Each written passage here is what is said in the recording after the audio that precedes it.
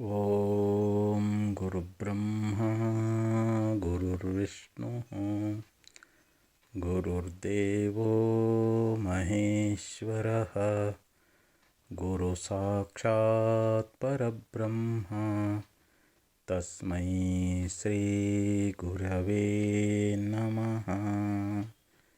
ತಸ್ಮೈ ಶ್ರೀ ಗುರವೇ ನಮಃ. ಅದ್ವೈತ ಸಾರ್ವಭೌಮ ಚಕ್ರವರ್ತಿ ಜಗದ್ಗುರು ಸಿದ್ಧಾರೂಢ ಮಹಾಸ್ವಾಮಿಗಳವರ ಪವಿತ್ರ ಚರಣಾರವಿಂದಗಳಲ್ಲಿ ಅನಂತ ಶಿರಸಾಷ್ಟಾಂಗ ಪ್ರಣಾಮವನ್ನು ಸಲ್ಲಿಸಿ, ಜಗದ್ಗುರು ಶಿವರಾಮ ಅವಧೂತರ ಜಗದ್ಗುರು ಭಾರತಿ ಅಪ್ಪಾಜಿಯವರ ಪವಿತ್ರ ಚರಣಾರವಿಂದಗಳಲ್ಲಿ ಅನಂತ ಕೋಟಿ ಶಿರಸಾಷ್ಟಾಂಗ ಪ್ರಣಾಮವನ್ನು ಸಮರ್ಪಣ ಮಾಡಿ, ಶ್ರೀಮನ್ ನಿಜಗುಣ ಶ್ರೀಗಳವರು ಕೈವಲ್ಯ ಪದ್ಧತಿಯೊಳಗೆ ನೀತಿ ಕ್ರಿಯಾಚರ್ಯ ಸ್ಥಳದಲ್ಲಿ ಒಂದು ಸುಂದರವಾಗಿರ್ತಕ್ಕಂಥ ಉಪದೇಶವನ್ನು ನಮಗೆ ನೀಡ್ತಾ ಇದ್ದಾರೆ. ಸದರವಲ್ಲವೇ ತಿಳಿಯೇ ಸದರವಲ್ಲವೇ ಮದನವೈರಿ ತನ್ನವರ್ಗೆ ಪದುಳದಿಂದ ಕೊಡುವ ಮುಕ್ತಿ. ಭಗವಂತನಾಗಿರ್ತಕ್ಕಂಥವನು ತನ್ನ ಪ್ರೀತಿಯ ಭಕ್ತರಿಗೆ ಕೊಡುವಂಥ ಒಂದು ಮುಕ್ತಿ ಅನ್ನುವಂಥದ್ದು ಸುಲಭ ಅಲ್ಲೇನು ಅಂತ ಉಪದೇಶ ಮಾಡ್ಕೊತ ಬಂದರು. ಭಕ್ತಾಸ್ತೇತೀವ ಮೇ ಪ್ರಿಯಾಹ ಅಂತ ಭಗವಂತ ಹೇಳಿದಂತೆ, ಭಕ್ತರು ಅಂತಂದರೆ ಭಗವಂತನಿಗೆ ಅತ್ಯಂತ ಪ್ರಿಯರಾಗಿದ್ದಾರೆ ಅಂತ. ಭಗವಂತನಿಗೆ ತಮ್ಮ ಮನಸ್ಸನ್ನು, ತಮ್ಮ ಪ್ರಾಣವನ್ನು, ತಮ್ಮ ದೇಹವನ್ನು, ತಮ್ಮ ಧನವನ್ನು ಸಂಪೂರ್ಣ ಸಮರ್ಪಣೆ ಮಾಡಿ ಸದಾ ಭಗವಂತನ ಚಿಂತನೆಯೊಳಗೆ ಯಾರು ಇರ್ತಾ ಇದ್ದಾರೋ, ಭಗವಂತನನ್ನು ಒಂದು ಕ್ಷಣವೂ ಕೂಡ ಮರೆಯಲಾರದೆ ಸದಾ ಅವರ ಚಿಂತನೆಯಲ್ಲೇ ಇರತಕ್ಕಂಥ ಭಗವದ್ಭಕ್ತರನ್ನು ಭಗವಂತ ಸದಾ ಕಾಲದಲ್ಲಿ ಅವರನ್ನು ರಕ್ಷಣಾ ಮಾಡ್ತಾ ಇದ್ದಾನೆ. ಭಗವಂತನನ್ನು ಒಲಿಸಬೇಕಾಗಿತ್ತು ಅಂತಂದರೆ ನಮ್ಮಲ್ಲಿ ಭಕ್ತಿ ಎನ್ನುವಂಥದ್ದಿರಬೇಕು. ಅದಕ್ಕೆ ನೀತಿಕರ ಒಂದು ಶ್ಲೋಕದಲ್ಲಿ ಹೇಳ್ತಾನೆ, ವ್ಯಾದಸ್ಯಾಚರಣಂ ಧ್ರುವಸ್ಯ ವಯೋ ವಿದ್ಯಾ ಗಜೇಂದ್ರಸ್ಯ ಕಾ ವಂಶಕ್ಕೋ ವಿದುರಸ್ಯ ಯಾದವಪತೆ ರುಗ್ರಸ್ಯ ಕಿಂ ಪೌರುಷಂ ಕುಬ್ಜಾಯ ಕಿಮು ನಾಮರೂಪಮಧಿಕಂ ಕಿಂ ತತ್ ಸುಧಾಮ್ನಾಧನಂ ಭಕ್ತ್ಯಾ ತುಷ್ಯತಿ ಕೇವಲಂ ನಚ ಗುಣೈ ಭಕ್ತಿ ಪ್ರಿಯೋ ಮಾಧವ ಅಂತ ಒಂದು ಶ್ಲೋಕದಲ್ಲಿ ಬಹಳ ಸುಂದರವಾಗಿ ಹೇಳ್ತಾ ಇದ್ದಾರೆ. ವ್ಯಾದಸ್ಯಾಚರಣಂ ನೋಡ್ರಿ, ಪರಮಾತ್ಮ ಒಲಿಬೇಕಾಗಿತ್ತು ಅಂತಂದರೆ ಇಲ್ಲಿ ವ್ಯಾಧ ಅಂದ್ರೆ ಬೇಡರವನು. ಭಗವಂತನನ್ನು ಒಲಿಸಿಕೊಳ್ಬೇಕು ಅಂಥೇಳಿ ಅವನು ಭಗವಂತನಿಗೆ ತನ್ನ ಬಾಯೊಳಗೆ ನೀರು ತೊಗೊಂಡು ಬರ್ತಿದ್ದ, ಈಶ್ವರನ ಮೇಲೆ ಹಾಕಿ ಅಭಿಷೇಕವನ್ನು ಮಾಡ್ತಿದ್ದ. ಆ ಕಾಡಿನಲ್ಲಿ ಬೆಳೆದಿರ್ತಕ್ಕಂಥ ಹೂಗಳನ್ನೇ ಭಗವಂತನಿಗೆ ಧಾರಣ ಮಾಡ್ತಿದ್ದ. ಮತ್ತು ಅಲ್ಲಿರ್ತಕ್ಕಂಥ ಪ್ರಾಣಿಗಳ ಮಾಂಸವನ್ನು ತಿಂದು ಇದು ರುಚಿ ಅದ ಇಲ್ಲೋ ಅಂತ ನೋಡಿ, ರುಚಿಯಾಗಿತ್ತು ಅಂತಂದರೆ ಇದು ಭಗವಂತನಿಗೆ ನೈವೇದ್ಯ ಅಂತೇಳಿ ಮಾಂಸವನ್ನೇ ಸಮರ್ಪಣೆ ಮಾಡ್ತಿದ್ದ. ಆದರೆ ಅವನ ಭಾವ ಪರಿಶುದ್ಧವಾಗಿತ್ತು. ಬೇಡರ ಕಣ್ಣಪ್ಪನ ಭಾವ ಪರಿಶುದ್ಧವಾಗಿದ್ದರಿಂದ ಅವನ ಆಚರಣೆಯನ್ನು ನೋಡಲಿಲ್ಲ. ಭಗವಂತ ಅವನಿಗೆ ಒಲಿದು ತನ್ನ ದರ್ಶನವನ್ನು ಕೊಡ್ತಾ ಇದ್ದಾನೆ, ಅವನಿಗೆ ಮೋಕ್ಷವನ್ನು ಅನುಗ್ರಹ ಮಾಡ್ತಾ ಇದ್ದಾನೆ. ಹಾಗೆ ಇಲ್ಲಿ ಧ್ರುವಸ್ಯ ವಯಃ ಅಂತ ಹೇಳ್ತಾ ಇದ್ದಾರೆ. ಧ್ರುವ ಸಣ್ಣ ಮದಾನ. ಭಗವಂತನ ಒಲಿಸ್ಕೊಳ್ಬೇಕಂದ್ರೆ ದೊಡ್ಡವರೇ ಆಗಿರಬೇಕು ಅಂತೇನಿಲ್ಲ. ಚಿಕ್ಕ ಬಾಲಕನಾಗಿರತಕ್ಕಂಥ ಧ್ರುವ ತನ್ನ ತಂದೆ ತೊಡೆ ಮೇಲೆ ಏರಬೇಕು, ಕುಂಡ್ರಬೇಕು ಅಂತ ಅವನಿಗೆ ಆಸೆ ಆಯಿತು. ಉತ್ಥಾನಪಾದ ರಾಜನ ತೊಡೆ ಮೇಲೆ ಹೋಗಿ ಧ್ರುವ ಹೋಗಿ ಕುಂಡ್ರತಾ ಇದ್ದಾನೆ. ಆತನ ಚಿಕ್ಕಮ್ಮನಾಗಿರತಕ್ಕಂಥ ಸುನೀತಿ ಮತ್ತು ಸುರುಚಿ ಅಂತ ಉತ್ಥಾನಪಾದ ರಾಜನಿಗೆ ಇಬ್ಬರು ಹೆಂಡತಿಯರು. ಇಲ್ಲಿ ಸುರುಚಿ ಧ್ರುವನ ಚಿಕ್ಕಮ್ಮ. ಆ ಸುರುಚಿ ಏನು ಮಾಡಿದ್ಲು ಅಂತಂದರೆ, ಧ್ರುವ ಸಿಂಹಾಸನದ ಮೇಲೆ ಕುಳಿತಿರ್ತಕ್ಕಂಥ ಧ್ರುವನನ್ನು ಎಳೆದು ಒಗಿತಾ ಇದ್ದಾಳೆ. ನಿನಗೆ ಆ ಸಿಂಹಾಸನದ ಮೇಲೆ ಕೂಡಲಿಕ್ಕೆ ನಿನಗೆ ಅಧಿಕಾರ ಅನ್ನುವಂಥದ್ದಿಲ್ಲ.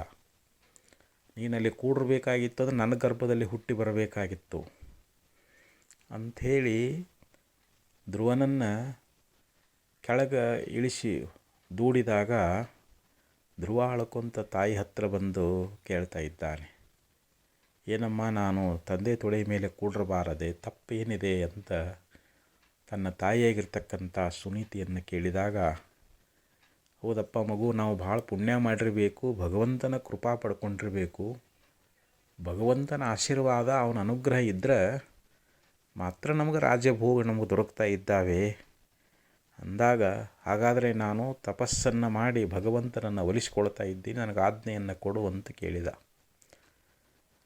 ತಂದೆ, ನೀ ಸಣ್ಣವದೀಪ, ಚಿಕ್ಕ ಬಾಲಕದಿ, ನೀ ಏನು ತಪಸ್ಸಿಗೆ ಹೋಗೋದು ಬೇಡ ಅಂಥೇಳಿ ಎಷ್ಟು ಹೇಳಿದ್ರೂ ಕೂಡ ಕೇಳಲಿಲ್ಲ.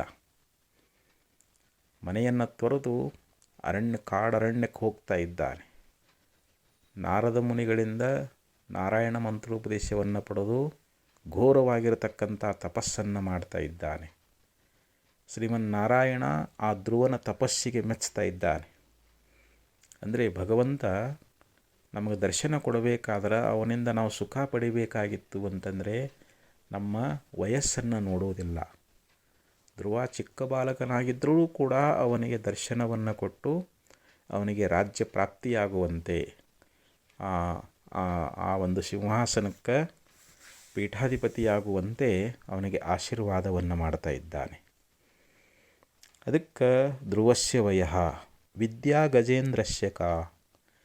ಇಲ್ಲಿ ಗಜೇಂದ್ರನಾಗಿರ್ತಕ್ಕಂಥವನು ಸರೋವರದೊಳಗೆ ಸ್ನಾನ ಮಾಡೋ ಸಮಯದೊಳಗೆ ಮೊಸಳೆ ಎನ್ನುವಂಥದ್ದು ಬಂದು ಗಜೇಂದ್ರನ ಪಾದವನ್ನು ಕಾಲನ್ನು ಹಿಡಿದು ಎಳಿತಾ ಇರಬೇಕಾದ್ರೆ ಪ್ರಾಣ ಹೋಗುವಂಥ ಸಂದರ್ಭದೊಳಗೆ ಅಲ್ಲಿ ಎಷ್ಟೇ ಜನ ಬಂಧುಗಳು ಸಹಾಯ ಮಾಡಿದ್ರೂ ಕೂಡ ಮೊಸಳೆಯಿಂದ ಬಿಡಿಸ್ಲಿಕ್ಕೆ ಆಗುವುದಿಲ್ಲ. ಆವಾಗ ಶ್ರೀಮನ್ನಾರಾಯಣಿಗೆ ಒಂದು ಕಮಲದ ಹೂವನ್ನು ಅರ್ಪಿಸಿ ಗಜೇಂದ್ರ ಪ್ರಾರ್ಥನೆಯನ್ನು ಮಾಡಿದಾಗ ಶ್ರೀಮನ್ನಾರಾಯಣ ಒಲಿದು ಅವನಿಗೆ ಯಾವ ಸುದರ್ಶನ ಚಕ್ರವನ್ನು ಬಿಟ್ಟು ಅವನಿಗೆ ಬಂದಿರತಕ್ಕಂಥ ಆ ಮೊಸಳೆಯ ಬಾಧೆ ಎನ್ನುವಂಥದ್ದಿತ್ತು, ಅದನ್ನು ದೂರ ಮಾಡಿಬಿಟ್ಟ, ಮೊಸಳೆಯನ್ನು ಸಂಹಾರ ಮಾಡಿಬಿಟ್ಟ. ಅಂದರೆ ಗಜೇಂದ್ರನಿಗೆ ಯಾವ ವಿದ್ಯೆ ಎನ್ನುವಂಥದ್ದಿತ್ತು? ವಿದ್ಯೆ ಇದ್ರೇ ಭಗವಂತ ಒಲಿತಾನೇನು ಅಂತಂದರೆ ಹಾಗೇನೂ ಇಲ್ಲ. ಅಂಥ ಗಜೇಂದ್ರನಿಗೂ ಕೂಡ ಪರಮಾತ್ಮ ಮೋಕ್ಷವನ್ನು ಅನುಗ್ರಹ ಮಾಡ್ತಾ ಇದ್ದಾನೆ. ವಂಶಕ್ಕೋ ವಿದುರಸ್ಯ. ಇಲ್ಲಿ ವಿದುರನಾಗಿರ್ತಕ್ಕಂಥವನು ಶ್ರೀಕೃಷ್ಣ ಪರಮಾತ್ಮನ ಶ್ರೇಷ್ಠ ಭಕ್ತನಾಗಿದ್ದ. ಅಲ್ಲಿ ವಿದುರನ ಒಂದು ವಂಶವನ್ನು ನೋಡಿದ್ನೇನು ಅಂತಂದರೆ ಇಲ್ಲ. ಹಗಲಿರುಳು ಕೃಷ್ಣ ಪರಮಾತ್ಮನ ಚಿಂತನೆಯನ್ನು ಮಾಡ್ತಕ್ಕಂಥ ವಿದುರನಿಗೆ ಭಗವಂತ ಆಗಾಗ ಬಂದು ದರ್ಶನ ಕೊಡ್ತಿದ್ದ. ಅವನ ಭಕ್ತಿಗೆ ಒಲಿದು ಅವನಿಗೆ ಶ್ರೇಷ್ಠವಾಗಿರ್ತಕ್ಕಂಥ ಮುಕ್ತಿಯನ್ನು ಕೊಟ್ಟ ಅಂತೇಳಿ ನಾವು ಮಹಾಭಾರತದಲ್ಲಿ ವಿದುರನ ಕಥೆಯೊಳಗೆ ನಾವು ಇದನ್ನು ನೋಡ್ತಾ ಇದ್ದೀವಿ. ಯಾದವಪತೆ ರುಗ್ರಸ್ಯ ಕಿಂ ಪೌರುಷಂ. ಇಲ್ಲಿ ಯಾದವರ ಶ್ರೇಷ್ಠ ರಾಜನಾಗಿರ್ತಕ್ಕಂಥ ಉಗ್ರನಲ್ಲಿ ಒಂದು ಪೌರುಷ ಅನ್ನುವಂಥದ್ದಿತ್ತೇನು ಅಂತಂದರೆ ಇಲ್ಲ.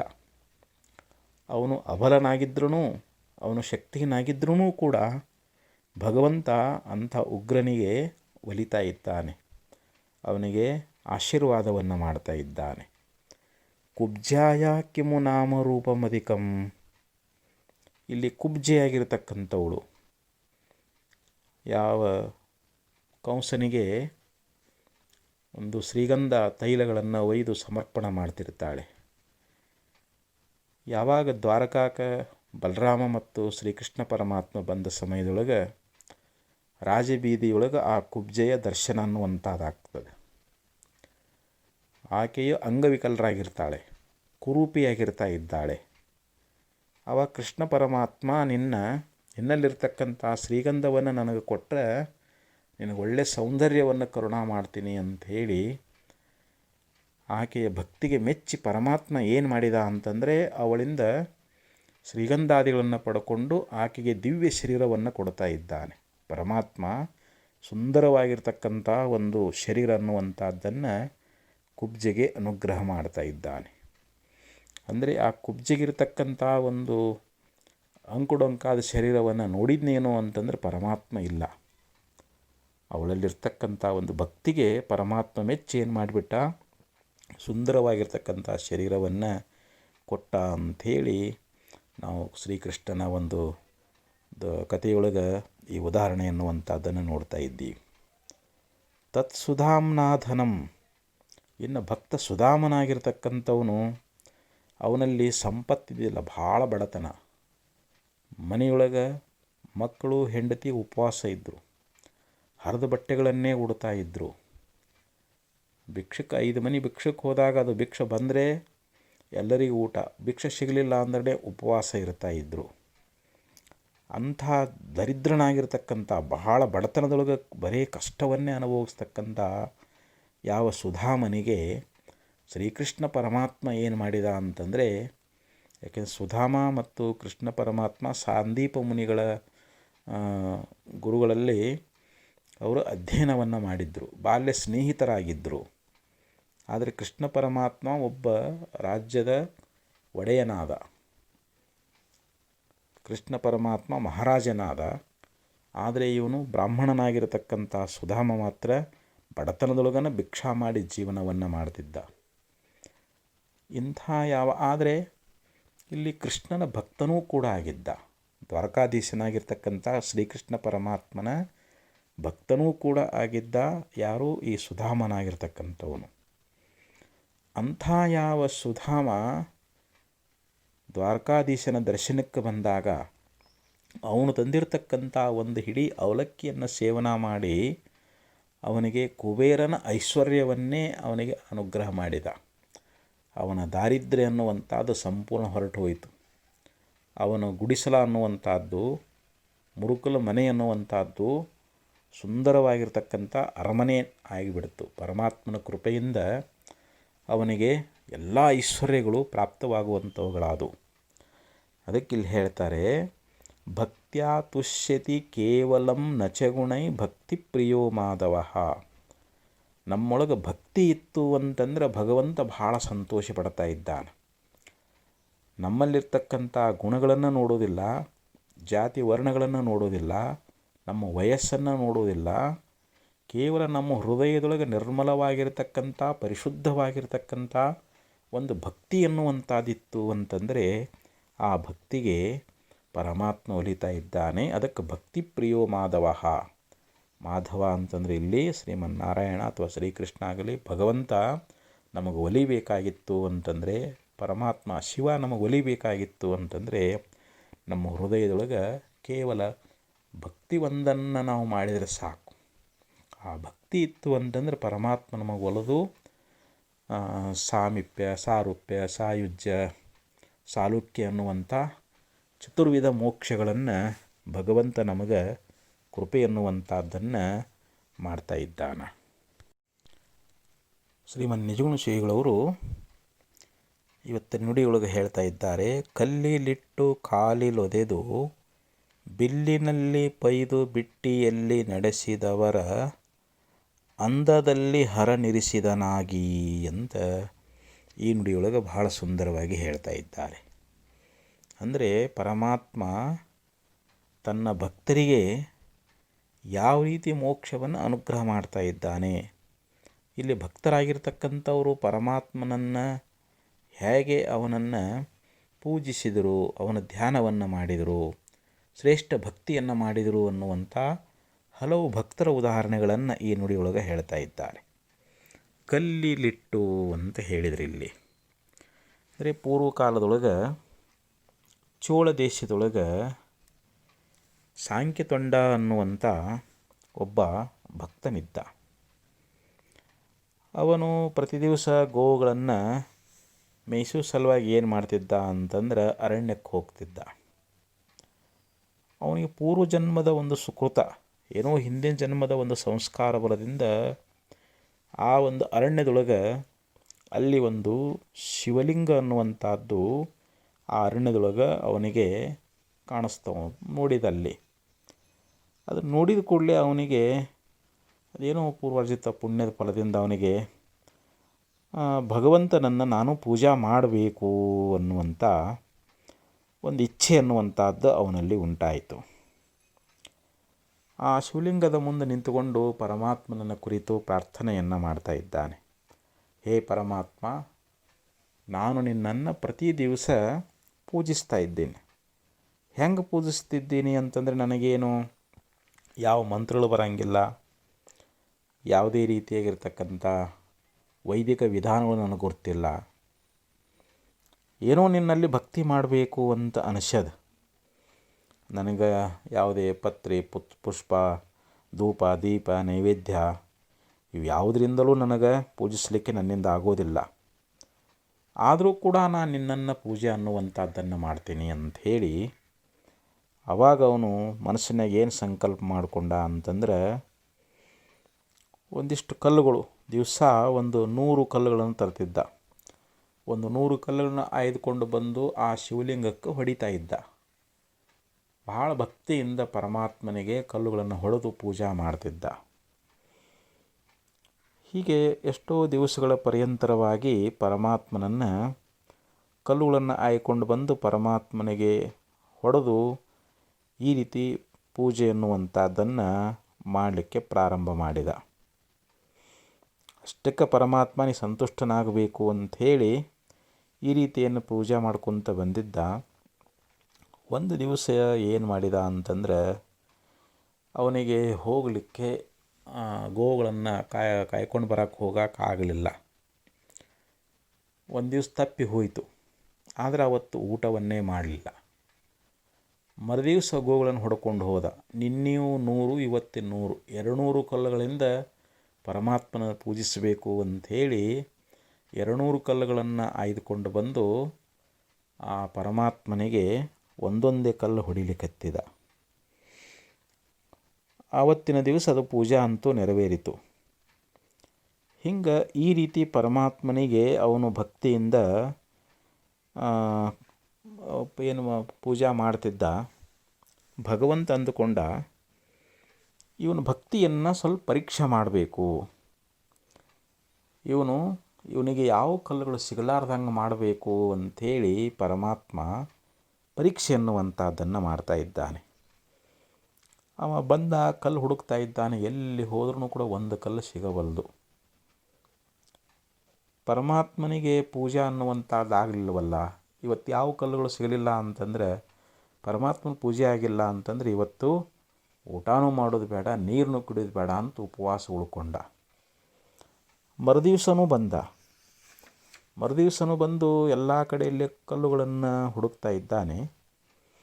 ಎಲ್ಲಿಯೂ ಕೂಡ ಅವನಿಗೆ ಕಲ್ಲು ಅನ್ನುವಂಥದ್ದು ಸಿಗದಂಗಾಯಿತು. ಆವಾಗ ಅವನಿಗೆ ನಿನ್ನೆಯಿಂದ ಊಟ ಇಲ್ಲ, ಉಪವಾಸದಾನ, ನೀರು ಸಹಿತ ಅವನು ಕುಡಿದಿಲ್ಲ. ಹೀಗಾಗಿ ನಿಶ್ಶಕ್ತನಾಗಿ ಆ ಅರಣ್ಯದೊಳಗೆ ಕಲ್ಲು ಹುಡುಕ್ಯಾಡಿ ಸಾಕಾಗಿ ಬೇಸತ್ತು ಅವನು ಅಲ್ಲೇ ನಿಶ್ಶಕ್ತನಾಗಿ ಬಿದ್ದು ಬಿಡ್ತಾ ಇದ್ದಾನೆ. ಆವಾಗ ಪರಮಾತ್ಮ ಏನು ಮಾಡಿದ ಅಂತಂದರೆ, ಒಂದು ಕಲ್ಲಿನ ರಾಶಿಯನ್ನೇ ಅವನ ಮುಂದೆ ಸೃಷ್ಟಿ ಮಾಡಿಬಿಟ್ಟ. ಆ ಸಾಂಖ್ಯತುಂಡನಿಗೆ ಭಾಳ ಸಂತೋಷ ಆಯಿತು. ಅವ ಕಲ್ಲುಗಳನ್ನು ತಗೊಂಡು ಪರಮಾತ್ಮನಿಗೆ ಹೊಡಿಲಿಕ್ಕೆ ಪ್ರಾರಂಭ ಮಾಡಿದ. ಆವಾಗ ಶಿವ ಅಲ್ಲೇ ಪ್ರತ್ಯಕ್ಷನಾಗಿ ಅವನಿಗೆ ಆಶೀರ್ವಾದವನ್ನು ಮಾಡ್ತಾ ಇದ್ದಾನೆ. ಅವನಿಗೆ ಮೋಕ್ಷವನ್ನು ಅನುಗ್ರಹ ಮಾಡ್ತಾ ಇದ್ದಾನೆ. ಹಿಂಗೆ ಕಲ್ಲಿನಿಂದ ಹೊಡಿಸಿಕೊಂಡಿರ್ತಕ್ಕಂಥ ಶಿವ ಸಾಂಖ್ಯತುಂಡನ ಭಕ್ತಿಗೆ ಮೆಚ್ಚುವಂಥವನಾದ. ನಮಗನಿಸ್ಬೋದು, ಏನು ರೀ ಪರಮಾತ್ಮ ಅದು, ಯಾಕಂದ್ರೆ ನಾವು ಪರಮಾತ್ಮನಿಗೆ ಭಕ್ತಿಯಿಂದ ಅಭಿಷೇಕ ಮಾಡ್ತೀವಿ, ನೈವೇದ್ಯ ಅರ್ಪಣೆ ಮಾಡ್ತೀವಿ, ಮತ್ತು ಒಳ್ಳೆಯ ಧೂಪ ದೀಪ ಸ್ತೋತ್ರ ಇತ್ಯಾದಿಯಿಂದ ನಾವು ಪೂಜೆ ಮಾಡಿದರೆ ಪರಮಾತ್ಮ ಪ್ರತ್ಯಕ್ಷ ಆಗಬೇಕು. ಆದರೆ ಕಲ್ಲಿನಿಂದ ಹೊಡೆದ್ರೆ ಅವ ಹೆಂಗೆ ಪ್ರತ್ಯಕ್ಷ ಆದ ಅಂತ ನಮಗಿಲ್ಲಿ ಸಂಶಯ ಎನ್ನುವಂಥದ್ದು ಬಂದ್ರೆ, ಅದು ಪರಮಾತ್ಮ ನಾವು ಯಾವುದರಿಂದ ಪೂಜೆ ಮಾಡ್ತೀವಿ ಅನ್ನೋದನ್ನು ಭಗವಂತ ನೋಡೋದಿಲ್ಲ.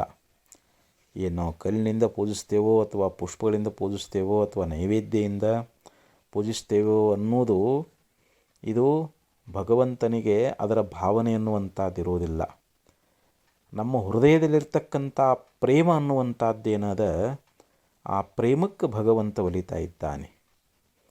ಆ ಪ್ರೇಮ ರೂಪವಾಗಿರ್ತಕ್ಕಂಥ ಒಂದು ಭಕ್ತಿ ಅನ್ನುವಂಥದ್ದೇ ನಾವು ಅನನ್ಯವಾಗಿ ಮಾಡಿದ್ದಾದ್ರೆ, ಅಂಥ ಭಕ್ತಿ ಒಂದಿದ್ದರೆ ನಾವು ಪರಮಾತ್ಮನ ಅನುಗ್ರಹಕ್ಕೆ ಪಾತ್ರರಾಗ್ತೀವಿ. ಅಂಥ ಅಮೋಕ್ಷುಕ ಅನ್ನುವಂಥದ್ದನ್ನು ನಾವು ಪಡಿತಾ ಇದ್ದೀವಿ.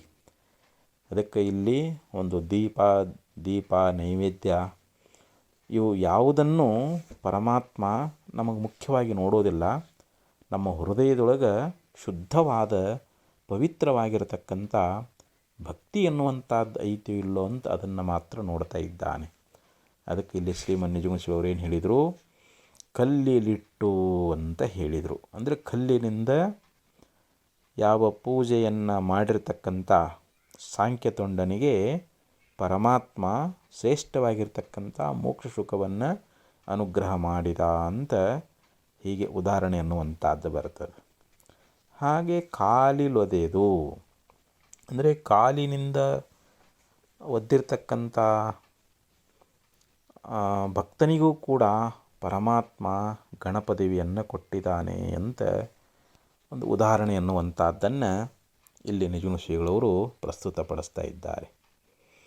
ಚೋಳ ದೇಶದೊಳಗೆ ಕಾಳಹಸ್ತಿ ಎನ್ನುವಂಥ ಒಂದು ಗ್ರಾಮ, ಅಂದರೆ ಆ ಗ್ರಾಮ ತಿರುಪತಿಗೆ ಅತ್ಯಂತ ಸಮೀಪವಾಗಿ ಇದೆ.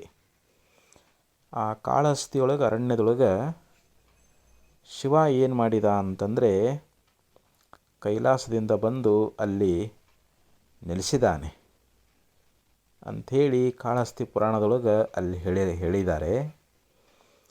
ಅಲ್ಲಿ ಒಬ್ಬ ಬೇಟೆಗಾರ ಏನು ಮಾಡಿದ ಅಂತಂದರೆ, ಬೇಡನಾಗಿರ್ತಕ್ಕಂಥವನು ಬೇಟೆಯನ್ನು ಆಡ್ತಾ ಆ ಪ್ರಾಣಿಗಳ ಮಾಂಸವನ್ನೇ ತಿಂದುಕೊಂಡು ಜೀವನ ಮಾಡ್ತಾ ಇದ್ದ. ಅವನಿಗೆ ಪರಮಾತ್ಮನಲ್ಲಿ ಏನೋ ಒಂದು ಭಕ್ತಿಯನ್ನು ಮಾಡಬೇಕನ್ನುವಂಥ ಭಾವನೆ ಅನ್ನುವಂಥದ್ದು ಅವನಿಗೆ ಉಂಟಾಯಿತು. ಪರಮಾತ್ಮ ಏನು ಮಾಡಿದ ಅಂತಂದರೆ, ಅವನ ಒಂದು ಭಕ್ತಿಯನ್ನು ಪರೀಕ್ಷಿಸಬೇಕು, ಅವನ ನಿಷ್ಠೆ ಎನ್ನುವಂಥದ್ದನ್ನು ಪರೀಕ್ಷೆ ಮಾಡಬೇಕಂತೇಳಿ ಒಂದು ಸುಂದರವಾಗಿರ್ತಕ್ಕಂಥ ಚಿಗರೆಯ ರೂಪವನ್ನು ಧಾರಣ ಮಾಡ್ತಾ ಇದ್ದಾನೆ. ಆ ಬೇಡನ ಮುಂದೆ ಓಡಲಿಕ್ಕೆ ಪ್ರಾರಂಭ ಮಾಡ್ತಾ ಇದ್ದಾನೆ. ಬೇಡ ಏನು ಮಾಡಿದ, ಆ ಚಿಗರೆಯನ್ನು ನೋಡಿ ಇದನ್ನು ಬೆನ್ನು ಹತ್ತಿಬಿಟ್ಟ. ಅದು ಅವನ ಕೈಗೆ ಸಿಗಲಾರ್ದಂಗೆ ಓಡ್ತಾ ಬಂತು. ಆ ಅರಣ್ಯದೊಳಗೆ ಒಂದು ಈಶ್ವರನ ದೇವಸ್ಥಾನ ಅನ್ನುವಂಥದ್ದಿತ್ತು. ಆ ದೇವಸ್ಥಾನದೊಳಗೆ ಒಳಗೆ ಹೋಗಿಬಿಡ್ತದು. ಅಲ್ಲಿರ್ತಕ್ಕಂಥ ಬಾಗಿಲ ಕದಗಳೆಲ್ಲ ಮುಚ್ಕೊಂಡು ಬಿಟ್ಟು, ಆವಾಗ ಬೇಡ ಬಂದು ಆ ಬಾಗಿಲ ತೆರಿಲಿಕ್ಕೆ ಎಷ್ಟೇ ಪ್ರಯತ್ನ ಮಾಡಿದ್ರು ಕೂಡ ಅದು ತೆರಿಲಿಲ್ಲ. ಆವಾಗ ಅವನು ಬೇಡ ಹೊರಗೆ ನಿಂತುಕೊಂಡು ಹೇಳ್ತಾ, ಹೇ ಪರಮಾತ್ಮ, ನಿನ್ನೊಳಗೆ ಒಂದು ಮಾಯಾರೂಪವಾಗಿರ್ತಕ್ಕಂಥ ಒಂದು ಚಿಗರೆ ಅನ್ನುವಂಥದ್ದು ಬಂದದ, ಅದನ್ನು ನೀ ಒಂದು ವೇಳೆ ಹೊರಗೆ ಹಾಕಿದಿ ಅಂತಂದರೆ ನಾನು ನಿನ್ನನ್ನು ಅನನ್ಯ ರೀತಿಯಿಂದ ನಾನು ನಿನ್ನ ಸೇವಾ ಮಾಡ್ತೀನಿ ಅಂಥೇಳಿ, ಅಥವಾ ಆ ಚಿಗರಿಯೊಳಗೆ ಅರ್ಧ ಮಾಂಸವನ್ನು ನಿನಗೆ ಅರ್ಪಿಸ್ತಾ ಇದ್ದೀನಿ ಅಂಥೇಳಿ ಈ ಪ್ರಕಾರವಾಗಿ ಆ ಬೇಡನಾಗಿರ್ತಕ್ಕಂಥವನು ಭಗವಂತನನ್ನು ಕುರಿತು ಪ್ರಾರ್ಥನೆಯನ್ನು ಮಾಡ್ತಾ ಇದ್ದಾನೆ. ಆ ಚಿಗರೆಯನ್ನು ಹೊರಗೆ ಹಾಕಲಿಕ್ಕೆ ಬೇಡಿಕೊಳ್ತಾ ಇದ್ದಾನೆ.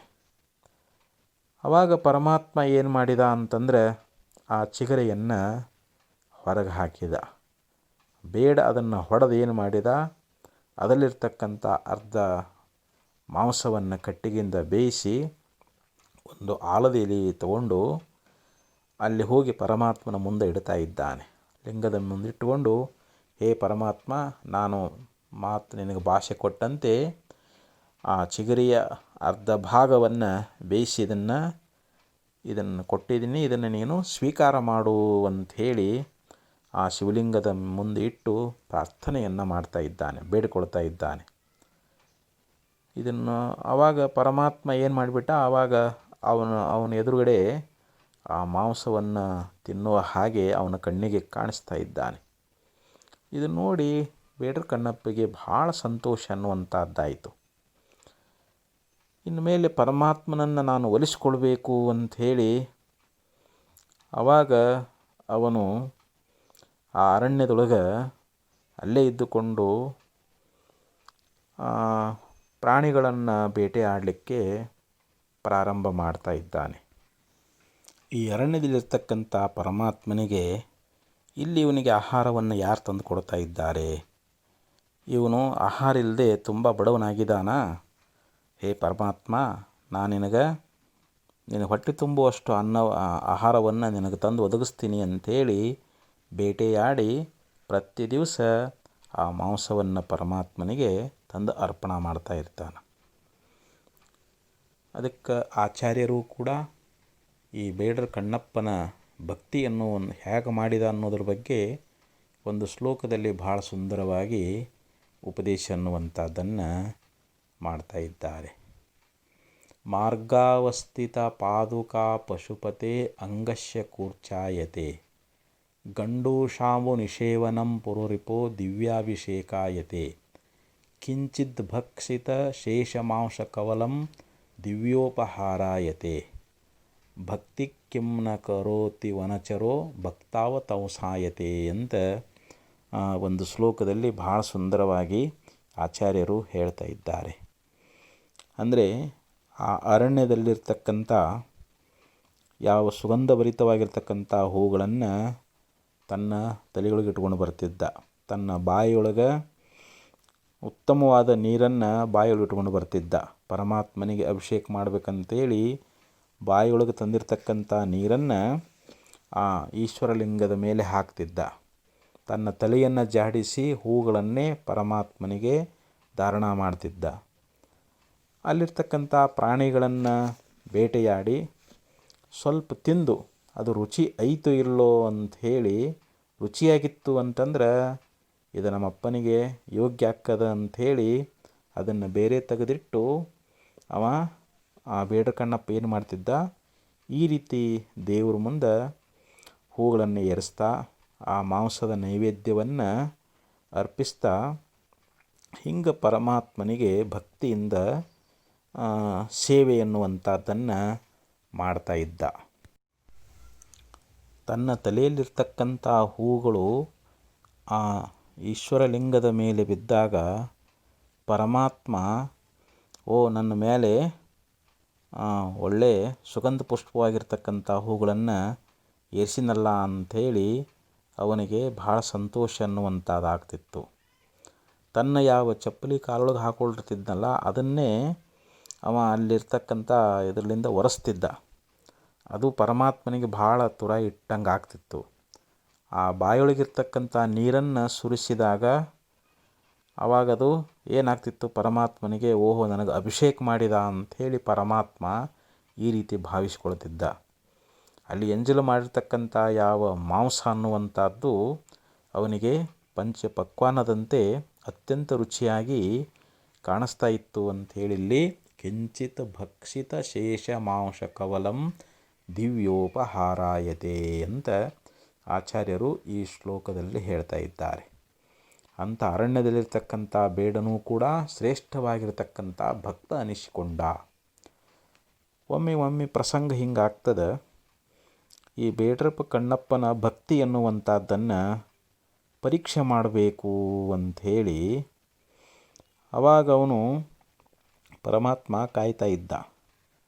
ಒಂದು ದಿವಸ ಈ ಬೇಡ್ರ ಕಣ್ಣಪ್ಪ ಬರೋಲಗಾಗಿ ಪ್ರತಿ ದಿವಸ ಅಲ್ಲಿ ಒಬ್ಬ ಬ್ರಾಹ್ಮಣ ಬಂದು ಅಲ್ಲಿ ಅನೇಕ ಸೂಕ್ತಾದಿಗಳನ್ನು ಹೇಳ್ತಾ ಪೂಜೆಯನ್ನು ಮಾಡಿ ಹೋಗ್ತಿದ್ದ. ಆವಾಗ ಅವ ಅಂತ ಇದ್ದಾನೆ, ಯಾವನೋ ಒಬ್ಬ ದುರಾಚಾರಿಯಾಗಿರ್ತಕ್ಕಂಥ ಬೇಡ ಇಲ್ಲಿ ಭಗವಂತನನ್ನು ಈ ರೀತಿ ಮಾಂಸಾದಿಗಳಿಂದ ಪೂಜೆ ಮಾಡ್ತಾ ಇದ್ದಾನಲ್ಲ ಅಂಥೇಳಿ ಆ ಬ್ರಾಹ್ಮಣ ಬೈತಾ ಇದ್ದ.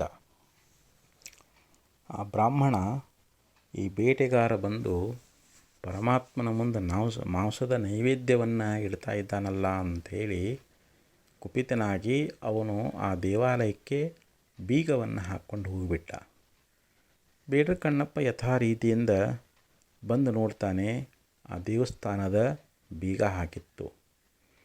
ಆವಾಗ ಭಕ್ತಿಯಿಂದ ಪರಮಾತ್ಮನನ್ನು ಪ್ರಾರ್ಥನೆ ಮಾಡ್ತಾ ಇದ್ದಾನೆ. ಹೇ ಪರಮಾತ್ಮ, ನಿನ್ನನ್ನು ಪೂಜಿಸಬೇಕು ಅಂಥೇಳಿ ನಾನು ಬಂದಿದ್ದೀನಿ. ಮತ್ತು ನೈವೇದ್ಯವನ್ನು ತಗೊಂಡು ಬಂದಿದ್ದೀನಿ.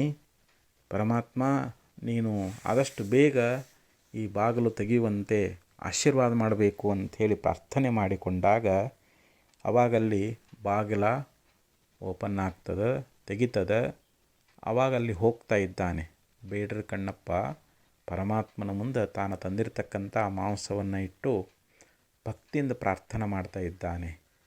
ಹೇ ಭಗವಂತ, ಇವತ್ತು ಬರೋದು ಭಾಳ ತಡ ಆಯಿತು, ನೀ ಭಾಳ ಹಸಿದಿರಬೇಕು, ತಂದಿರತಕ್ಕಂಥ ಈ ನೈವೇದ್ಯವನ್ನು ನೀನು ಸ್ವೀಕಾರ ಮಾಡಬೇಕು ಅಂಥೇಳಿ ವಿನಯದಿಂದ ಕೈ ಮುಗಿದು ಪರಮಾತ್ಮನಲ್ಲಿ ಪ್ರಾರ್ಥನೆ ಮಾಡಿಕೊಂಡಾಗ ಪರಮಾತ್ಮ ಅದನ್ನು ಸ್ವೀಕಾರ ಮಾಡ್ತಾ ಇದ್ದಾನೆ. ಅದನ್ನು ಕಣ್ಣಾರೆ ಕಾಣ್ತಾ ಇದ್ದಾನೆ. ಅವನಿಗೆ ಭಾಳ ಸಂತೋಷ ಆಯಿತು, ಬಹಳ ಖುಷಿಯಾಯಿತು. ಪರಮಾತ್ಮ ಇನ್ನು ಭಕ್ತಿ ಪರೀಕ್ಷೆ ಮಾಡಬೇಕಂತ ಹೇಳಿ ಏನು ಮಾಡಿದ, ಒಂದು ದಿವಸ ಬ್ರಾಹ್ಮಣ ಪೂಜಾ ಮಾಡಲಿಕ್ಕೆ ಬಂದಾಗ ಪರಮಾತ್ಮನ ಕಣ್ಣೊಳಗೆ ರಕ್ತದ ಧಾರೆಯನ್ನು ನೋಡ್ತಾನೆ. ನೋಡಿ ಅವನಿಗೆ ಭಾಳ ಗಾಬರಿ ಆಗ್ತದೆ. ಅವನು ಓಡಿ ಹೋಗಿಬಿಡ್ತಾ ಇದ್ದಾನೆ. ಊರೊಳಗಿರ್ತಕ್ಕಂಥ ಎಲ್ಲ ಜನರಿಗೆ ಈ ಸುದ್ದಿಯನ್ನು ತಿಳಿಸ್ತಾ ಇದ್ದಾನೆ. ಅವಾಗೆಲ್ಲರೂ ಗಾಬರಿಗೊಂಡು ಬರ್ತಾ ಇದ್ದಾರೆ. ಅದೇ ಸಮಯದೊಳಗೆ ಬೇಡರ ಕಣ್ಣಪ್ಪನೂ ಕೂಡ ಬೇಟೆಯಾಡಿ ಭಗವಂತನನ್ನು ಪೂಜಿಸಲಿಕ್ಕೆ ಬಂದಾಗ ಅವನ ನೇತ್ರದೊಳಗೆ ರಕ್ತ ಅನ್ನುವಂಥದ್ದು ಸುರಿಯುವುದನ್ನು ನೋಡ್ತಾ ಇದ್ದಾನೆ.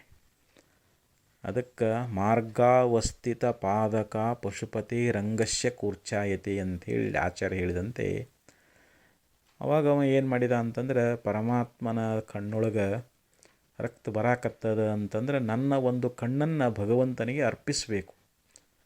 ಆ ಕಣ್ಣೊಳಗೆ ಬರತಕ್ಕಂಥ ರಕ್ತಧಾರೆ ಎನ್ನುವಂಥದ್ದು ಇದು ನಿಲ್ಲಬೇಕು ಅಂಥೇಳಿ ಭಕ್ತಿ ಭಾವನೆಯಿಂದ ತನ್ನ ಯಾವ ಎಡಗಣ್ಣನ್ನುವಂಥದ್ದನ್ನು ಕಿತ್ತು ಆ ಭಗವಂತನಿಗೆ ಅರ್ಪಿಸಿದಾಗ ಮತ್ತೆ ಬಲಗಣ್ಣದೊಳಗೆ ರಕ್ತ ಅನ್ನುವಂಥದ್ದು ಬರಲಿಕ್ಕೆ ಪ್ರಾರಂಭ ಆಯಿತು.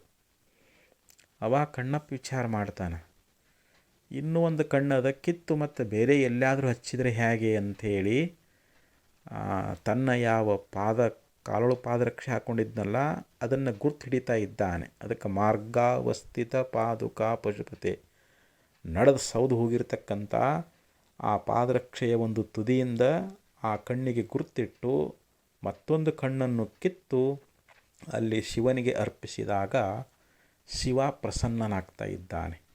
ಅಲ್ಲಿ ದರ್ಶನವನ್ನು ಕೊಡ್ತಾ ಇದ್ದಾನೆ. ಅಲ್ಲಿರ್ತಕ್ಕಂಥ ಎಲ್ಲರನ್ನು ಕುರಿತು ಪರಮಾತ್ಮ ಹೇಳ್ತಾ ಇದ್ದಾನೆ, ನಾನು ಯಾವುದೇ ಒಂದು ಪೂಜೆ ಆಗಲಿ, ರುದ್ರ ಸೂಕ್ತ ಇತ್ಯಾದಿಗಳಾಗಲಿ, ಅಥವಾ ಗಂಟೆ ಧೂಪ ದೀಪ ನೈವೇದ್ಯ ಇವುಗಳಿಗೆ ನಾನು ಒಲಿಯುವುದಿಲ್ಲ.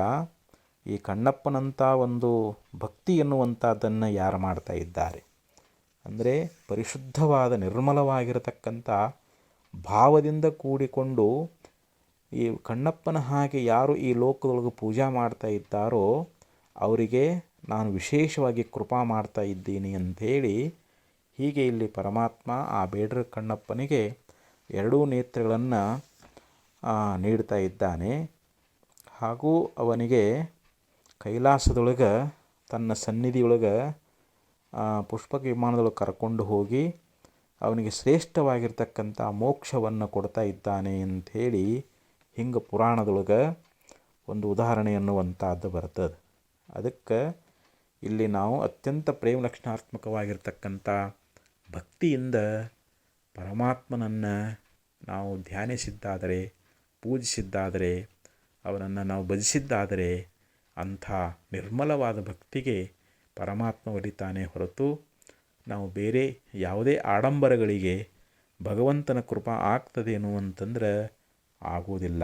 ಅದಕ್ಕೆ ನಾವು ಬೇಡರ ಕಣ್ಣಪ್ಪನಂತೆ ಭಕ್ತಿಯಿಂದ ಭಗವಂತನನ್ನು ನಾವಿಲ್ಲಿ ಆರಾಧಿಸಬೇಕು ಅನ್ನುವಂಥ ಮಾತನ್ನು ನಿಜಗುಣ ಶ್ರೀಗಳವರು ಇಲ್ಲಿ ಬಹು ಸುಂದರವಾಗಿ ನಮಗೆ ಉಪದೇಶ ಅನ್ನುವಂಥದ್ದನ್ನು ಮಾಡ್ತಾರೆ. ಇನ್ನೊಂದು ಮಾತು ಹೇಳಿದರು, ಬಿಲ್ಲಿನಲ್ಲಿ ಪೊಯ್ದು ಅಂತ. ಅಂದರೆ ಬಿಲ್ಲಿನಿಂದ ಹೊಡಿಸಿಕೊಂಡ್ರೂ ಕೂಡ ಪರಮಾತ್ಮ ಏನು ಮಾಡ್ಯಾನ ಅಂತಂದ್ರೆ ಅವನಿಗೆ ಶ್ರೇಷ್ಠವಾಗಿರ್ತಕ್ಕಂಥ ಅವನ ಇಷ್ಟಾರ್ಥಗಳನ್ನು ಈಡೇರಿಸಿದ್ದಾನೆ ಅಂತ. ನೀವು ಮಹಾಭಾರತದೊಳಗೆ ಅರ್ಜುನ ಪರಮಾತ್ಮನಿಂದ ಪಾಶುಪತಾಸ್ತ್ರವನ್ನು ಪಡೆದಿರ್ತಕ್ಕಂಥ ವಿಚಾರವನ್ನು ನೀವೆಲ್ಲ ಕೇಳಿರ್ತೀರಿ. ಒಂದಾನೊಂದು ಸಮಯದೊಳಗೆ ಅರ್ಜುನ ಏನು ಮಾಡಿದ ಅಂತಂದ್ರೆ ಇಂದ್ರಕೀಲ ಪರ್ವತದೊಳಗೆ ಭಗವಂತನನ್ನು ತಪಸ್ಸು ಮಾಡಿ ಒಲಿಸ್ಕೊಳ್ಬೇಕು ಅಂಥೇಳಿ ತಪಸ್ಸಿನಲ್ಲಿ ತೊಡಗ್ತಾ ಇದ್ದಾನೆ. ಯಾಕಂದರೆ ಪಾಶುಪತಾಸ್ತ್ರವನ್ನು ಪಡಿಬೇಕು, ಪರಮಾತ್ಮನನ್ನು ಒಲಿಸ್ಕೊಂಡ್ರೆ ಪರಮಾತ್ಮ ಆ ಪಾಶುಪತಾಸ್ತ್ರವನ್ನು ಕೊಡ್ತಾನ ಅಂಥೇಳಿ ಹಿಂಗೆ ತಪಸ್ಸು ಮಾಡಲಿಕ್ಕತ್ತಿದ್ದ. ಹಿಂಗೆ ಹಲವು ಕಾಲಗಳ ಪರ್ಯಂತರವಾಗಿ, ಬಹು ವರ್ಷಗಳ ಪರ್ಯಂತರವಾಗಿ ಪರಮಾತ್ಮನನ್ನು ಕುರಿತು ಭಕ್ತಿ ಎನ್ನುವಂಥದ್ದನ್ನು ಮಾಡ್ತಾನೆ, ತಪಸ್ಸನ್ನುವಂಥದ್ದನ್ನು ಮಾಡ್ತಾನೆ. ಪರಮಾತ್ಮ ಇವನು ಭಕ್ತಿಯನ್ನು ಪರೀಕ್ಷೆ ಮಾಡಬೇಕು ಅಂಥೇಳಿ ಆವಾಗ ಅವನು ಏನು ಮಾಡ್ತಾನೆ ಅಂತಂದರೆ ಬೇಡನ ವೇಷವನ್ನು ಹಾಕ್ಕೊಂಡು ಬರ್ತಾ ಇದ್ದಾನೆ. ಪಾರ್ವತಿ ಬೇಡತಿಯಾಗಿ ಬರ್ತಾ ಇದ್ದಾಳೆ. ಅಲ್ಲಿ 4 ವೇದಗಳನ್ನೇ ಅವರು ನಾಯಿಗಳನ್ನಾಗಿ ಮಾಡಿಕೊಂಡು ಅರಣ್ಯದೊಳಗೆ ಬೇಟೆಯಾಡುವಂಥ ಬೇಡರಂತೆ ಅಲ್ಲಿ ಬರ್ತಾ ಇದ್ದಾರೆ. ಅಲ್ಲಿ ಮೊದಲು ಏನು ಮಾಡಿದರು ಅಂದರೆ ಮೂಕಾಸುರ ಅನ್ನುವಂಥ ಒಬ್ಬ ದೈತ್ಯನನ್ನು ಹಂದಿಯನ್ನಾಗಿ ಮಾಡಿದರು. ಒಂದು ಬಾಣದಿಂದ ಇಲ್ಲಿ ಶಿವ ಏನು ಮಾಡ್ತಾನೆ ಅಂತಂದರೆ ಆ ಹಂದಿಗೆ ಅಂದರೆ ಮೂಕಾಸುರನಿಗೆ ಹೊಡಿತಾ ಇದ್ದಾನೆ. ಅದು ಬಾಣ ಸಹಿತವಾಗಿ ಅರ್ಜುನನ ಮುಂದೆ ಹಾಯ್ದು ಹೋಗ್ತಾ ಇತ್ತು. ಅದರ ಆರ್ಭಟವನ್ನು ನೋಡಿ ಅರ್ಜುನ ಏನು ಮಾಡಿದ ಅಂತಂದ್ರೆ ತನ್ನ ಸಮೀಪದಲ್ಲಿರುವಂಥ ಧನುಸ್ಸನ್ನು ತಗೊಂಡು ಅದಕ್ಕೆ ಹೊಡಿತಾ ಇದ್ದಾನೆ. ಅದರ ಹೊಡೆತದಿಂದ ಏನಾಗಿಬಿಡುತ್ತೆ, ಅಲ್ಲಿ ಹಂದಿ ಅನ್ನುವಂಥದ್ದು ನೆಲಕ್ಕೆ ಉರುಳಿ ಬಿದ್ದು ಬಿಡ್ತು. ಆವಾಗ ಬೇಡ ಓಡ್ತಾ ಬರ್ತಾ ಇದ್ದಾನೆ. ಓಡಿ ಬಂದು ಅದನ್ನು ಎತ್ಕೊಳ್ಳಲಿಕ್ಕೆ ನೋಡಿದ. ಆವಾಗ ಅರ್ಜುನ ಅಂತಾನ, ಹಂದಿಯನ್ನು ನಾನು ಹೊಡೆದಿದ್ದೀನಿ, ಅದು ನನ್ನದು ಅಂಥೇಳಿ ಹೇಳ್ತಾ ಇದ್ದಾನೆ. ನೀನಾರು ನಾನು ಹೊಡೆದೀನಿ ಅಂತಲ್ಲಿ ಬೇಡರವನು ಹೇಳ್ತಾ ಇದ್ದಾನೆ. ಆವಾಗ ಇಬ್ಬರ ಮಧ್ಯದಲ್ಲಿ ಯುದ್ಧ ಅನ್ನುವಂಥದ್ದಾಗ್ತದೆ. ಆ ಸಮಯದೊಳಗೆ ಈ ಅರ್ಜುನನು ಬಿಟ್ಟಿರ್ತಕ್ಕಂಥ ಎಲ್ಲ ಬಾಣಗಳು ಪರಮಾತ್ಮನಲ್ಲಿ ಬಂದು ಮಾಯ ಆಗ್ತಾ ಇದ್ದಾವೆ. ಅರ್ಜುನ ಗಾಬರಿಯಾಗಿ ಬಿಡ್ತಾ ಇದ್ದಾನೆ. ನಾನು ಯಕಶ್ಚಿತ ಒಬ್ಬ ಬೇಡನಿಗೆ ನಾನು ಸೋತು ಹೋದ್ನಲ್ಲ ಅಂಥೇಳಿ ಆವಾಗ ಅವನು ವಿಚಾರ ಮಾಡ್ತಾನೆ, ಓಹೋ ನಾನಿವತ್ತು ಪರಮಾತ್ಮನ ಪೂಜಾ ಮಾಡಿಲ್ಲ, ಈಶ್ವರನ ಪೂಜಾ ಮಾಡಿದ್ರೆ ನನಗಿಂತ ಸೋಲು ಆಗ್ತಿರಲಿಲ್ಲ ಅಂಥೇಳಿ ಆವಾಗ ಹೋಗಿ ಸ್ನಾನ ಮಾಡಿಕೊಂಡು ಬಂದು ಪರಮಾತ್ಮನಿಗೆ ಅಲ್ಲಿ ಪೂಜಾ ಮಾಡ್ಲಿಕ್ಕತ್ತಾನ. ಅವನಿಗೆ ಏರಿಸಿರ್ತಕ್ಕಂಥ ಹೂಗಳೆಲ್ಲವೂ ಆ ಪರಮಾತ್ಮನ ಮೇಲೆ ಹೋಗಿ ಬೀಳ್ತಾ ಇದ್ದಾವೆ. ಅವನಿಗೆ ಭಾಳ ಆಶ್ಚರ್ಯ ಆಕೈತಿ. ನಾನಿಲ್ಲಿ ನಾನು ಅವನಿಗೆ ಹಚ್ಚಿರ್ತಕ್ಕಂಥ ಭಸ್ಮ ಆಗಲಿ, ಕುಂಕುಮ ಆಗಲಿ ಅಥವಾ ಹೂಗಳಾಗಲಿ ಎಲ್ಲ ಆ ಪರಮಾತ್ಮನಿಗೆ ಅರ್ಪಿತ ಆಗ್ತಾ ಇದ್ದಾವೆ, ಬೇಡವನಿಗೆ ಅರ್ಪಿತ ಆಗ್ತಾ ಇದ್ದಾವೆ ಅಂತ ಅವನಿಗೆ ಭಾಳ ಆಶ್ಚರ್ಯವಾಗಿ, ಓಹೋ ಇಲ್ಲಿ ಬಂದಿರತಕ್ಕಂಥವನು ಸಾಕ್ಷಾತ್ ಪರಮಾತ್ಮನೇ ಅಂಥೇಳಿ ಅತ್ಯಂತ ಭಕ್ತಿ ಭಾವದಿಂದ ಆ ಪರಮಾತ್ಮನಿಗೆ ಸಾಷ್ಟಾಂಗ ನಮಸ್ಕಾರ ಅನ್ನುವಂಥದ್ದನ್ನು ಮಾಡ್ತಾ ಇದ್ದಾನೆ. ಆವಾಗ ಹೇ ಪರಮಾತ್ಮ, ನನಗೆ ತಪ್ಪಾಯಿತು, ನನಗೆ ಕ್ಷಮಾ ಮಾಡಬೇಕು ಅಂಥೇಳಿ ಬೇಡಿಕೊಳ್ತಾ ಇದ್ದಾನೆ. ಆವಾಗ ಅಲ್ಲಿ ಬೇಡರ ವೇಷದಲ್ಲಿರ್ತಕ್ಕಂಥ ಪರಮಾತ್ಮ ತನ್ನ ನಿಜ ರೂಪವನ್ನು ಅಲ್ಲಿ ಅರ್ಜುನನಿಗೆ ತೋರಿಸ್ತಾ ಇದ್ದಾನೆ. ನೋಡಪ್ಪ, ನೀನು ಮಾಡಿರ್ತಕ್ಕಂಥ ಭಕ್ತಿಗೆ ನಾನು ಮೆಚ್ಚಿದ್ದೀನಿ. ನೀನು ನನ್ನಲ್ಲಿ ಭಾಳ ಅನನ್ಯವಾಗಿರ್ತಕ್ಕಂಥ ಭಕ್ತಿ ಎನ್ನುವಂಥದ್ದನ್ನು ಮಾಡಿದೆ. ನಿನ್ನ ಭಕ್ತಿಯನ್ನು ಪರೀಕ್ಷೆ ಮಾಡಬೇಕು ಅಂಥೇಳಿ ಇಲ್ಲಿ ಮೂಕಾಸುರನ ಒಂದು ಸಂಹಾರನೂ ಕೂಡ ಆಗಬೇಕಾಗಿತ್ತು. ಅದಕ್ಕಾಗಿ ನಾನಿಲ್ಲಿ ನೀನು ಪರೀಕ್ಷೆಯೊಳಗೆ ಗೆದ್ದಿ, ನೀನು ಭಕ್ತಿಯಿಂದ ನನ್ನನ್ನು ಒಲಿಸಿಕೊಂಡಿದ್ದಿ, ನಿನಗೆ ಪಾಶುಪತಾಸ್ತ್ರವನ್ನು ನೀಡ್ತಾ ಇದ್ದೀನಿ ಅಂಥೇಳಿ ಪರಮಾತ್ಮ ಅವನಿಗೆ ಪಾಶುಪತಾಸ್ತ್ರವನ್ನು ಕೊಡ್ತಾ ಇದ್ದಾನೆ. ಈ ರೀತಿ ಪರಮಾತ್ಮ ಏನು ಮಾಡಿದ ಅಂತಂದರೆ ಬಿಲ್ಲಿನಿಂದ ಹೊಡೆದಿರ್ತಕ್ಕಂಥ ಯಾವ ಅರ್ಜುನನಿಗೂ ಕೂಡ ಅವನ ಮೇಲೆ ಕೃಪಾ ಮಾಡಿ ಭಾಳ ಸಂತೋಷಪಟ್ಟು ಅವನಿಗೆ ಪಾಶುಪತಾಸ್ತ್ರ ಅನ್ನುವಂಥ ಶಸ್ತ್ರಗಳನ್ನು ಇಲ್ಲಿ ಪರಮಾತ್ಮ ನೀಡ್ತಾ ಇದ್ದಾನೆ. ಯಾಕಂದ್ರೆ ಮಹಾಭಾರತ ಯುದ್ಧದೊಳಗೆ ನಿನಗೆ ಜಯ ಅನ್ನುವಂಥದ್ದಾಗ್ತದೆ, ನೀನು ಜಯಶಾಲಿ ಆಗ್ತಾ ಇದ್ದೀಯಾ, ಈ ಅಸ್ತ್ರವನ್ನು ನೀನು ಇಟ್ಕೋ ಅಂಥೇಳಿ ಹಿಂಗೆ ಪರಮಾತ್ಮ ಒಲಿದು ಅವನ ಮೇಲೆ ಕೃಪೆ ಎನ್ನುವಂಥದ್ದನ್ನು ಮಾಡ್ತಾ ಇದ್ದಾನೆ. ಅದಕ್ಕೆ ನಾವು ಪರಮಾತ್ಮನನ್ನು ಒಲಿಸಬೇಕಾಗಿತ್ತು ಅಂತಂದರೆ ನಮ್ಮ ಹೃದಯದೊಳಗೆ ನಿರ್ಮಲವಾಗಿರ್ತಕ್ಕಂಥ ಒಂದು ಭಕ್ತಿ ಎನ್ನುವಂಥದ್ದಿರಬೇಕು. ನಾವು ಭಕ್ತಿಯಿಂದ ಭಗವಂತನನ್ನು ಒಲಿಸಿಕೊಂಡೀವಿ ಅಂತಂದರೆ ಪರಮಾತ್ಮ ನಮ್ಮ ಎಲ್ಲ ಇಷ್ಟಾರ್ಥಗಳನ್ನು ಈಡೇರಿಸ್ತಾ ಇದ್ದಾನೆ. ಶುದ್ಧವಾದ ಭಕ್ತಿ ಭಾವನೆಗೆ ಪರಮಾತ್ಮನ ಕೃಪೆ ಎನ್ನುವಂಥದ್ದಾಗ್ತದೆ. ಅದಕ್ಕೆ ನಾವು ಯಾವಾಗಲೂ ಪರಮಾತ್ಮನಲ್ಲಿ ಅಂಥ ಶ್ರೇಷ್ಠವಾಗಿರ್ತಕ್ಕಂಥ ಭಕ್ತಿ ಎನ್ನುವಂಥದ್ದನ್ನೇ ಮಾಡಬೇಕು ಅಂತ ತಿಳ್ಕೊಂಡು ಇಲ್ಲಿ ನಿಜಗುಣ ಶ್ರೀಗಳವರು ಈ ಒಂದು ಪದ್ಯದೊಳಗೆ ಭಾಳ ಸುಂದರವಾಗಿ ಹೇಳಿದರು. ಅದಕ್ಕೆ ಅಲಂಮೃತೈ ಅಲಂ ತೀರ್ಥೈ ಅಲಂ ಯೋಗೈ ಅಲಂ ಮಖೈ ಅಲಂ ಜ್ಞಾನ ಕಥಾಲಾಪೈ ಭಕ್ತಿರೇಕೈವ ಮುಕ್ತಿಧ ಅಂತ ಹೇಳ್ತಾರೆ. ಅಂದರೆ ವೃತಗಳಿಂದಲಾಗಲಿ ತೀರ್ಥಗಳಿಂದಲಾಗಲಿ ಅಥವಾ ಯೋಗಗಳಿಂದಲಾಗಲಿ ಅಥವಾ ಯಜ್ಞಗಳಿಂದಲಾಗಲಿ ನಾವು ಭಗವಂತನನ್ನು ಒಲಿಸಿಕೊಳ್ಳಲಿಕ್ಕೆ ಆಗುವುದಿಲ್ಲ. ಅನೇಕ ಜ್ಞಾನಗಳಿಂದ ಕಥೆಗಳನ್ನು ಹೇಳೋದ್ರಿಂದಾಗಲಿ ಪರಮಾತ್ಮ ಒಲಿಯುವುದಿಲ್ಲ.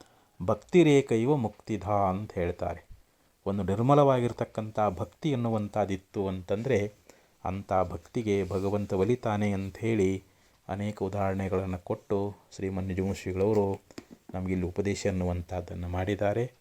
ಇನ್ನು ಉಳಿದ ವಿಚಾರವನ್ನು ಮತ್ತೆ ನಾಳೆ ದಿವಸ ಶ್ರವಣ ಮಾಡೋಣ ಅಂತ ಹೇಳ್ತಾ ಇವತ್ತಿನ ಉಪನ್ಯಾಸಕ್ಕೆ ಇಲ್ಲಿಗೆ ವಿರಾಮ. ಓಂ ತತ್ಸತ್.